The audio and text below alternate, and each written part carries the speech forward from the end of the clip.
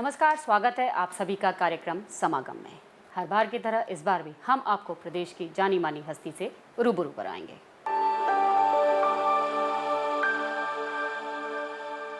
आज हमारे इस विशेष कार्यक्रम में विशेष शख्सियत है कैबिनेट मंत्री सुश्री उषा ठाकुर, जिनके पास जिम्मेदारी है पर्यटन, संस्कृति और धर्मस्व विभाग की। तो आज हम उनसे जानेंगे उनके व्यक्तिगत जीवन के साथ वो अपने इन विभागों में क्या नवाचार कर रही है। नमस्कार मैडम जी, आपका हमारे इस कार्यक्रम में बहुत बहुत स्वागत है। हम आपसे जानना चाहेंगे, पहले तो मैं आपके विभागों के बारे में तो बहुत सी बातें करूंगी, लेकिन शुरुआत करूंगी आपके व्यक्तिगत जीवन के बारे में। जैसे कि आपके माता पिता के बारे में हमें पता है कि वो शिक्षक थे, लेकिन आप राजनीति की तरफ कैसे आई? मेरे पिता श्री बाबू सिंह ठाकुर जी एग्रीकल्चर कॉलेज में अंग्रेज़ी के प्राध्यापक थे जी। मेरी माता जी भी अंग्रेज़ी की लेक्चरर रहे और मैं राजनीति में ऐसे आ गई कि हम सामाजिक गतिविधियों में निरंतर लगे रहते थे। ग्रेजुएशन के बाद ही हमने हमारे बस्ती क्षेत्र में एक प्रौढ़ शिक्षा केंद्र प्रारंभ किया। प्रौढ़ शिक्षा केंद्र चलाते चलाते वहाँ बस्ती के भाई बहनों से आत्मीयता बढ़ी।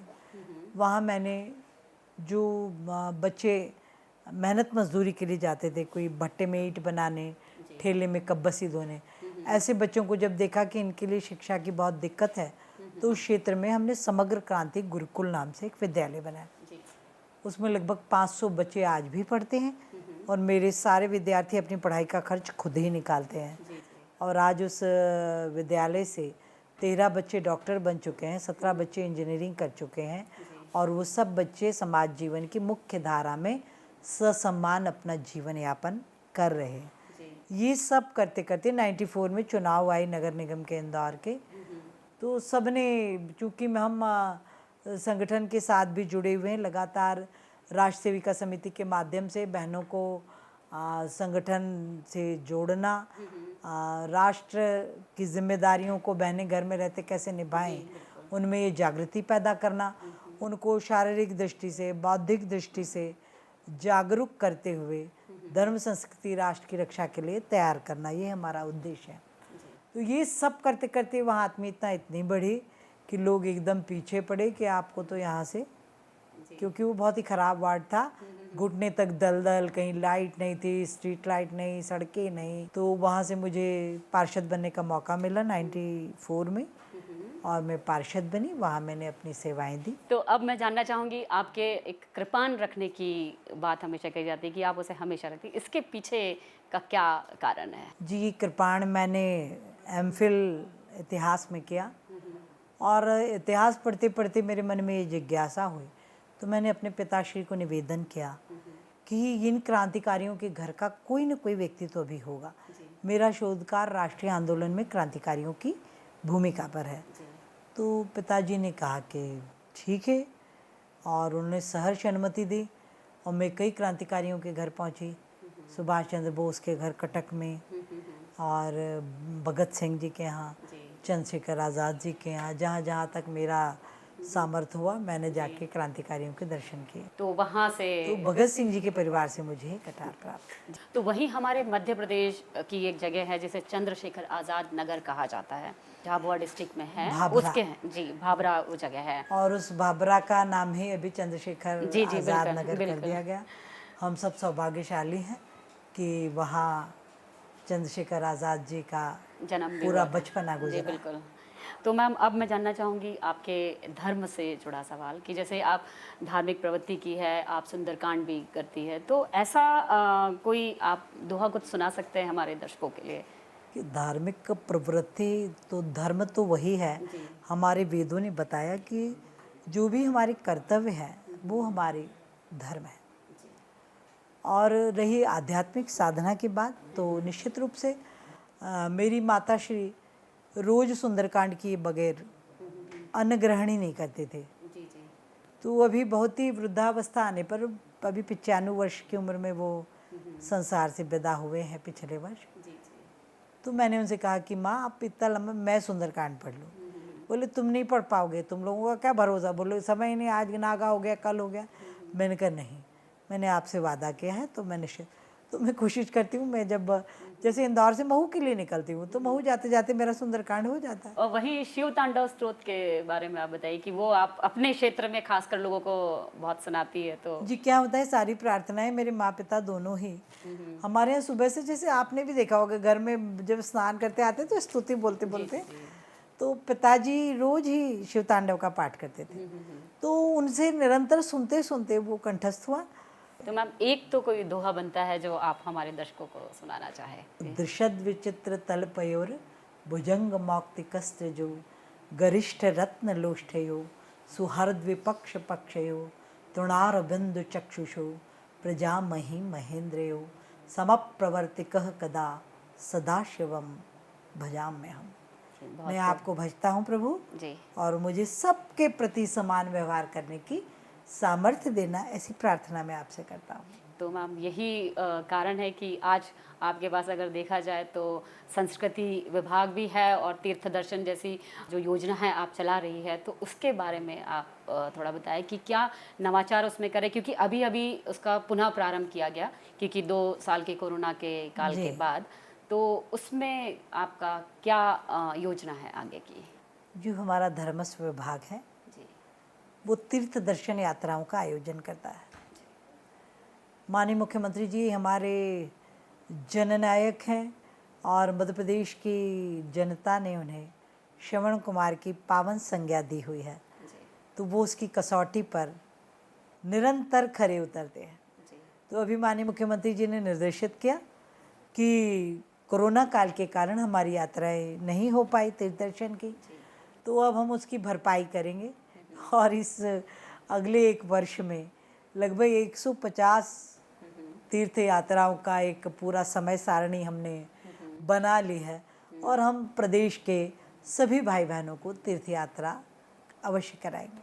अच्छा, अब मैंने ये भी सुना है कि आप जो हमारे वृद्धजन हैं उनको आप हवाई यात्रा के जरिए तीर्थ दर्शन की यात्रा पर भी लेकर जाना चाहती है।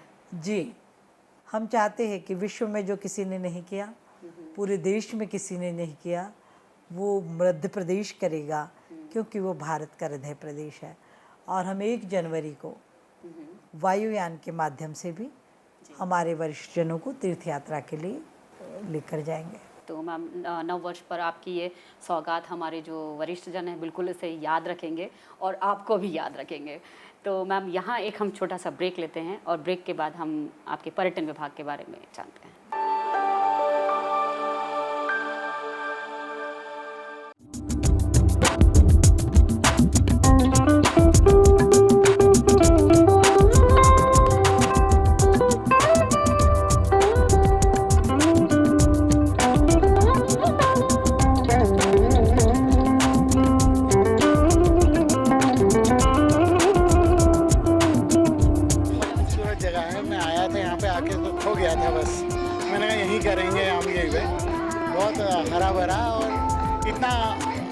म्यूज़िक के सिवाय यहाँ पे अभी जो हमारे यहाँ इंजॉय करना है, तो maybe we are spoiling that, but बहुत कामनेस है इस जगह में, बहुत सुंदर जगह है। एनर्जेटिक लगा, ये जगह भी बहुत अच्छी लगी, यहाँ का खाना बहुत अच्छा है, यहाँ का वेदर बहुत अच्छा है, एवरीथिंग इज़ गुड।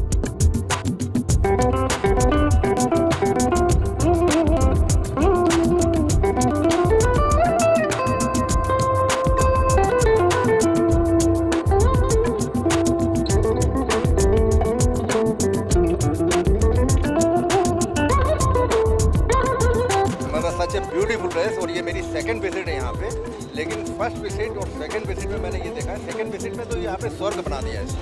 इस बात तो मतलब इट्स ए मार्वलस, मतलब आपने ये जो even government of Madhya Pradesh को मैं तो चाहता हूँ कि वो खुद टेक ओवर करे क्योंकि इतना अच्छा प्लेस है ये।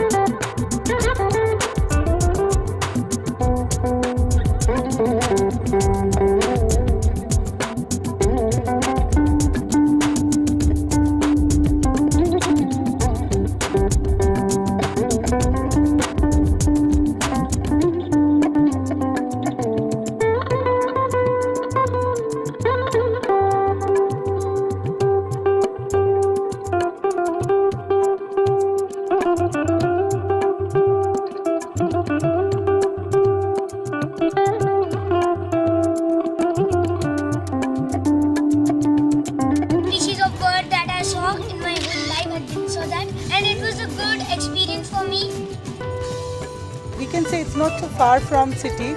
It's within city, but it gives a look of a forest. It is a very good place to spend weekend with your family as it is very close to nature. Family outing के लिए आना है तो this is an ideal place.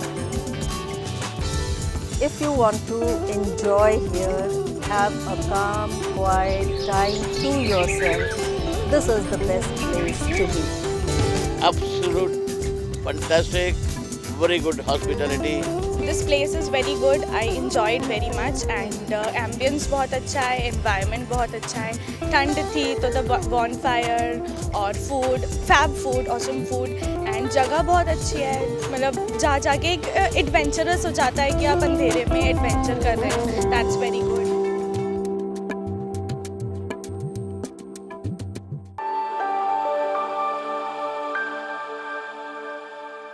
तो ma'am, break के बाद आपका फिर से स्वागत है और अब मैं आपके पर्यटन विभाग के बारे में जानना चाहूँगी कि जो पर्यटन विभाग है वो दो भागों में विभाजित किया गया है, एक बोर्ड और एक संचालनालय. तो इनका अलग अलग करने का क्या उद्देश्य है? संचालनालय जो है वो पर्यटन की जो प्रॉपर्टीज़ हैं, जितने होटल्स हैं, जो भूमि है, उनका कैसे सदुपयोग हो, इन सब कामों को हमारा संचालनालय देखता है. और पर्यटन बोर्ड नवाचार करने की दृष्टि से उसका गठन किया है. माननीय मुख्यमंत्री जी उसके अध्यक्ष हैं, मैं उसके उपाध्यक्ष हूँ और हमारे प्रमुख सचिव महोदय उसके सचिव होते हैं. तो सारे नवाचार, हम पर्यटन को कैसे बढ़ावा दें, हम कैसे जो नए काम का एग्रो टूरिज्म और अभी आज का रिस्पॉन्सिबल टूरिज्म, सारे टूरिज्म की जो बात हो रही है, एग्रो टूरिज्म है, होम स्टे है, ऐसे कई सारे नवाचारों के माध्यम से पर्यटन का प्रमोशन करना. तो एक बोर्ड बन जाने के कारण वो पर्टिकुलर उसी विषय पर काम करते रहते हैं. तो निरंतर बेहतर परिणाम होते हैं. जैसे आज ही एक बड़ी अवार्ड सेरेमनी यहाँ होने जा रही है. बिल्कुल पूरी दुनिया के लोग उसमें आए हुए हैं, टूर ट्रैवल्स के जो ऑपरेटर्स हैं, और उन्होंने अभी हमारे यहाँ कई सारे ऐतिहासिक पुरातात्विक स्थलों का निरीक्षण किया कि हमारे यहाँ कोई कमी तो नहीं है, यदि हो तो हम उनको देख के सुधारेंगे. उन लोगों ने भी बहुत सराहना की कि आप बहुत ही बेहतर तरीके से नवाचारों के साथ आगे बढ़ रहे हैं. इसी के साथ मैम, जहाँ ये रिस्पॉन्सिबल टूरिज्म की बात हो रही, वहीं आपने एक हैंडीक्राफ्ट हाट बाज़ार का भी शुभारंभ किया और कई हमारे मध्य प्रदेश के कलाकारों को आपने उसमें बुलाया है जो अलग अलग विधा से जुड़े हुए हैं. माननीय प्रधानमंत्री जी कहते हैं कि आत्मनिर्भर भारत के निर्माण में हर विभाग की अपनी बहुत सक्रिय भूमिका होनी चाहिए. माननीय मुख्यमंत्री जी की भी मंशा यही है. पर्यटन विभाग एक ऐसा विभाग है जो रोजगारों को बड़ी संख्या में बढ़ा सकता है. हम निरंतर उसी में लगे हुए हैं. हमने अभी ओरछा में, आप देखें, मातृशक्ति को भी बहुत बड़े उससे प्रेरित कर रहे हैं कि हर प्रकार का सुरक्षा का ट्रेनिंग उनको वहाँ पर. ऑटो, ये जो बैटरी के रिक्शा है ओरछा में, वो भी हमारी माता बहनें चला रही हैं. और उनके जो स्थानीय कलाकृतियाँ जो हैं, वो जो कुछ भी जानते हैं, हैंडीक्राफ्ट के जो काम करते हैं, उन सबको एक अच्छा बाज़ार मिले. इसके लिए ई बाज़ार भी हम उनको उपलब्ध करा रहे हैं. और ऐसे स्थान पर जहाँ कई बड़े कार्यक्रम होते हैं तो मेला भी आयोजित करते हैं. मैम, जैसे आपने अभी हाट बाज़ार का शुभारंभ किया, वैसे ही आप अभी 3 देशों की यात्रा भी आपने की है, जहां पर आप मध्य प्रदेश के टूरिज़्म को और आत्मनिर्भर भारत के तहत बेरोजगारों को रोजगार देने की पहल कर रही. तो उसके बारे में क्या? मैं इंडोनेशिया, मलेशिया और थाईलैंड 3 देशों की यात्रा पर हम थे. मुख्य उद्देश्य यही था कि वहाँ के जो नागरिक है वो बुद्धिस्ट है, वो भगवान बुद्ध में उनकी असीम आस्था है.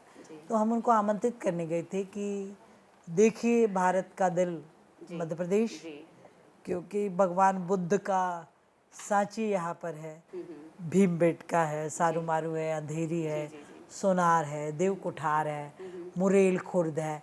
ये ऐसे अद्भुत स्थान हैं जहाँ निरंतर बुद्धिज्म की साधना के ये बहुत पावन स्थल रहे हैं. तो हम उनको आमंत्रित करके आए.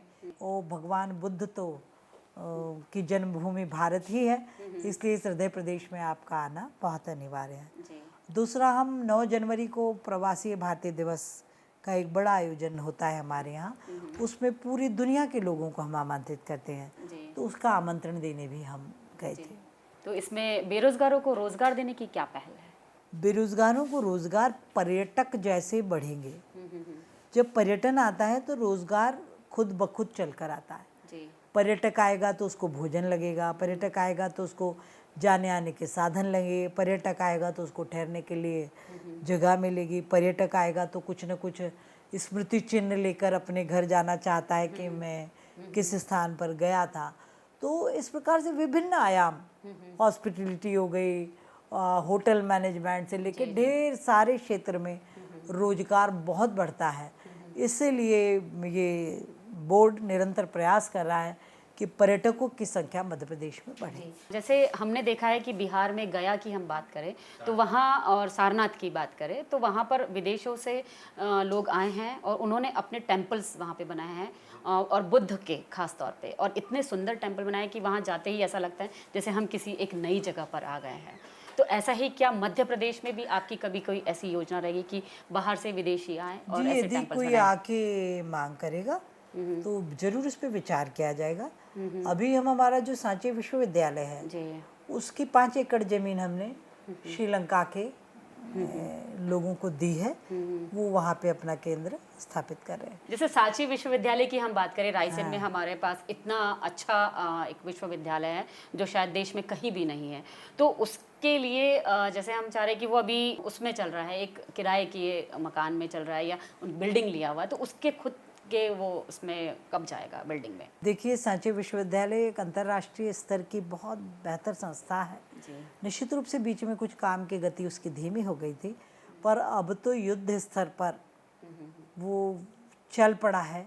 बहुत ही योग्य कुलपति वहाँ निर्जा गुप्ता जी ने उसकी जिम्मेदारी संभाल ली है, और मुझे लगता है कि वो सारे सपने जो हमने सांची विश्वविद्यालय को लेकर देखे थे उसको शीघ्र हम पूरा करते हुए देख लेंगे। हाँ बिल्कुल मैम, ये और अपने खुद के भवन का निर्माण कार्य भी प्रारंभ हो चुका है। जी, और मैम ये एक ऐसी अनूठी विश्वविद्यालय जहाँ पर संस्कृत में पीएचडी कराई जा रही है, तो ये हमारे मध्य प्रदेश के लिए भी गौरव की बात है। तो मैम अब मैं जानना चाहूँगी कि जैसे कि आपके पर्यटन में आपने कहा रोज़गार को आप बढ़ावा दे रहे हैं, लेकिन हम देखते हैं कि जो हमारे होटल्स हैं पुराने या कई ऐसी प्रॉपर्टीज़ है हेरिटेज की, उसको हमने पीपीपी मोड पर दे दिया है। तो हमारे जो लोग टूरिज़्म के उसमें स्टाफ है, कई हमारे यहाँ काम कर रहे हैं और कई रिक्रूटमेंट्स भी, उनका क्या होगा फिर आगे? कि क्या होता है, जो हेरिटेज प्रॉपर्टीज़ हैं इनको संभालना और इनका सदुपयोग करना ये एक बहुत ही महंगा प्रकल्प होता है। अब उसको इसीलिए पीपीपी मॉडल पर देने के पीछे मंशा यही होती है कि कोई यदि उसमें लगा के उसको अच्छा करना चाहता है तो संपत्ति भी संभल जाती है, विभाग की आमदनी भी होती है और लोग उसको ठीक से देख भी पाते हैं। जी, जो रही कर्मचारियों और उनकी बात, उनको लेकर मैं भी बहुत चिंतित हूँ। जो आपकी चिंता है वो मेरी भी है कि उन कर्मचारियों को कहीं कोई कष्ट नहीं आना चाहिए और वो भी शोषण मुक्त होकर निर्भीकता से अपनी पूरी सेवा दें। मैं सतत विभाग को इस बात के लिए निर्देशित भी कर रही हूँ और कहीं किसी की कोई दिक्कत आती है तो तत्काल हम उसका समाधान भी करें। मैं जानना चाहूँगी राम वन गमन पथ के बारे में, जो हमारे यहाँ अभी उसका मतलब शुरुआती दौर चल रहा है, उसके लिए क्या क्या आप कर रहे हैं और कब और कैसे वो शुरुआत होगा और लोग उसको एक टूरिज़्म की तरह उसका आनंद ले और जाए वहाँ पर? जी, राम वनगमन पथ हमारा बिल्कुल संकल्पित प्रकल्प है। अभी माननीय मुख्यमंत्री जी से आग्रह किया और उन्होंने सहर्ष अनुमति दी कि जैसे हमने आचार्य शंकर न्यास का गठन करके अद्वैतवाद का जो एक अद्भुत पीठ हम ओंकारेश्वर में बनाने जा रहे हैं, उसी तर्ज पर हमने राम वनगमन पथ न्यास का गठन, अभी हमने उसको धर्मस्व विभाग से कैबिनेट में लाकर संस्कृति विभाग में शामिल कर लिया है। अब मुझे लगता है 1 आध सप्ताह में उसका ट्रस्ट का हम गठन कर देंगे और गठन में विषय विशेषज्ञ होंगे, तकनीकी सलाहकार होंगे और इन सब की उपस्थिति के कारण वो काम निर्धारित समय सीमा में राम वनगमन पथ का हम पूरा करेंगे। जी, तो मैम आपने हमें बहुत अच्छी अच्छी जानकारी दी और टूरिज़्म विभाग, संस्कृति विभाग क्या क्या कर रहा है, क्या नवाचार कर रहा है, धर्मस्व विभाग क्या कर रहा है, इस बारे में आपने बहुत अच्छी जानकारी दी। लेकिन हमारा जो ये एक मध्य प्रदेश का स्थापना दिवस होने वाला है 1 नवंबर को, जो पिछले 2 सालों से नहीं हो पाया, उसके लिए आपने क्या सोचा हुआ संस्कृति विभाग में? देखिए, माननीय मुख्यमंत्री जी ने कल ही मंत्री समूह बनाए हैं और मंत्री समूह को जवाबदारी दी है कि कैसे स्थापना दिवस हम सर्वाधिक उत्साह से मनाएं, क्योंकि माननीय प्रधानमंत्री जी ने जो निर्देश दिया था कि हर जिला, हर नगर अपना नगर गौरव उत्सव करे। तो अभी इस को सबसे उत्साह से मध्य प्रदेश का हर नगर इसमें शामिल हुआ और हर नगर ने अपना नगर गौरव उत्सव भी मनाया। मध्य प्रदेश का स्थापना दिवस प्रदेश का गौरव दिवस है और उसको अभी तक तो वो एक ही दिवसीय होता था, लेकिन माननीय मुख्यमंत्री जी ने निर्देशित किया है कि इस बार पूरे सप्ताह का हम मध्य प्रदेश स्थापना दिवस मनाएंगे।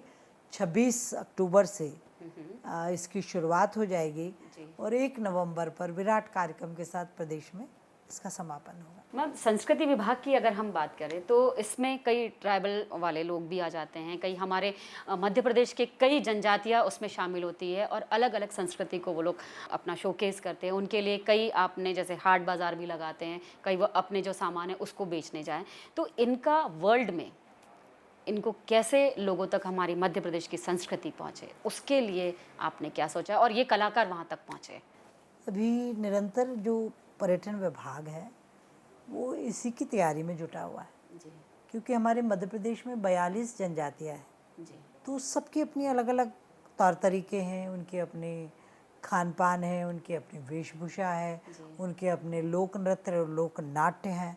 उन सब को निरंतर बढ़ावा देने के लिए अभी संस्कृति विभाग ने तो जो हमारे नवाचार किया उसकी लोकप्रियता इतनी बढ़ रही है कि हर व्यक्ति ये मांग कर रहा है कि वो माँ शबरी का प्रसंग हमारे यहाँ कराइए।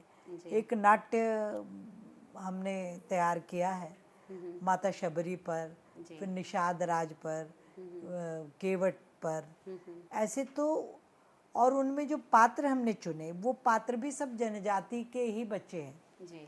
तो बहुत ही अच्छा अभिनय कर रहे हैं और रामचरितमानस के इन बहुत ही सामाजिक समरसता के अनन्य प्रसंगों को समाज के सामने बेहतर ढंग से प्रस्तुत कर रहे हैं। रही इनकी कलास और उसकी बात कि जैसे हमारे यहाँ का जो बाग प्रिंट हो गया और हमारे आदिवासी भाई झाबुआ वाले बहुत सुंदर जैकेट और वो गोंड पेंटिंग बनाते हैं, तो उन सबको हम निरंतर बाज़ार भी उपलब्ध करा रहे और जगह जगह जहाँ पर इस प्रकार के आयोजन कार्यक्रम होते हैं वहाँ भी हम उनके मेले लगवाते हैं। तो मैम, इनके लिए क्या ऐसी कोई आर्ट गैलरी आप लोग नहीं बना सकते कि जिले स्तर पर या हम कहें कि एक जो नगर निगम स्तर पर एक आर्ट गैलरी हो जहाँ वो अपना आकर शोकेस कर सकते हैं? इसके बारे में आपका क्या सोचना है? जी, आर्ट गैलरी भी बना सकते हैं, उस पर भी विचार कर रहे हैं। जैसे हमने जहाँ जहाँ ग्रामीण हाट बनाए हुए हैं वहाँ भी हम इनको मौका देते हैं और आर्ट गैलरी भी जरूर बनाएंगे ताकि इनको निरंतर बाजार मिलता रहे। और पर्यटन में एक और बात है, जैसे पर्यटन विभाग के जो होटल्स है वहाँ से उनको जंगल सफारी के लिए ले जाया जाता है, बफर जोन में ले जाया जाता है, तो इनमें आप और क्या नवाचार करना चाहते हैं कि जो ज़्यादा से ज़्यादा जो टूरिस्ट आएँ और आपके होटल्स में रुके और आप उनको एक ऐसी सुविधा दें कि वो जंगल की सफारी के लिए भी जाएँ और हमारा जो जंगल है वो भी बचा रहे और ज़्यादा अंदर भी नहीं जाए, टाइगर को ना देखने जाए ज़्यादा। हम तो आते थे सब टाइगर को देखने ही है। जी जी। और देखिए, प्रकृति का सानिध्य आदमी को तनावों से मुक्त कर देता है क्योंकि बहुत ही कम समय रहता था और बारिश के समय में कोई वहाँ जा नहीं पाता था। तो बफर में सफ़र एक योजना प्रारंभ की कि पर्यटक आएंगे और बाहरी क्षेत्र में प्रकृति का आनंद ले पाएंगे। उससे ना तो जंगल को नुकसान है, ना जीव जंतुओं के जीवन में कोई छेड़छाड़ है। और हॉट ये बैलून एक बनाया है, हॉट एयर बैलून, वो भी सबको भ्रमण कराता है जी। और नए नए नवाचार में लगे हैं कि लोग अच्छे से तनाव मुक्त रहें। नर्मदा यात्रा के लिए लोगों को कैसे मोटिवेट करें कि लोग नर्मदा यात्रा पे जाएं? में भी माँ नर्मदा की यात्रा को बहुत ही महत्व का बताया गया और हम सब बहुत सौभाग्यशाली हैं कि हमारा मध्य प्रदेश की जीवन रेखा है माँ नर्मदा और विश्व की प्राचीनतम नदी। अभी जो उनकी गणना हुई वो 35 करोड़ वर्ष पुरानी है। वो ऐसी अद्भुत माँ के आशीर्वाद से मध्य प्रदेश उनके दोनों किनारे पलता बढ़ता है। तो नर्मदा यात्रा का हमारा बहुत महत्व है और असीम आस्था लिए हुए लोग पैदल ही करते हैं। तो अभी हम पर्यटन विभाग से भी नर्मदा यात्रा का एक पथ पूरा प्रोजेक्ट बना कर दे रहे कि कोई बाहर से आए वो तो उसको सारी सुविधा साधन पूरी यात्रा पर्यटन विभाग कराएगा। मतलब नर्मदा यात्रा भी एक पर्यटन के रूप में उभर कर आएगी और नर्मदा को लोग जानेंगे। हमारा संस्कृति विभाग भी बहुत सुंदर प्रस्तुति से भी माँ नर्मदा की पूरी उद्गम स्थल से लेके पूरी कहानी जी जी। बहुत बेहतर ढंग से प्रस्तुत। तो बहुत बहुत धन्यवाद मैम आपका, आप हमारे इस कार्यक्रम में आए। धन्यवाद। तो आज के कार्यक्रम में बस इतना ही। अगले हफ्ते हम फिर हाजिर होंगे किसी और नई शख्सियत के साथ। तब तक मुझे और मेरी पूरी टीम को दीजिए इजाज़त। नमस्कार।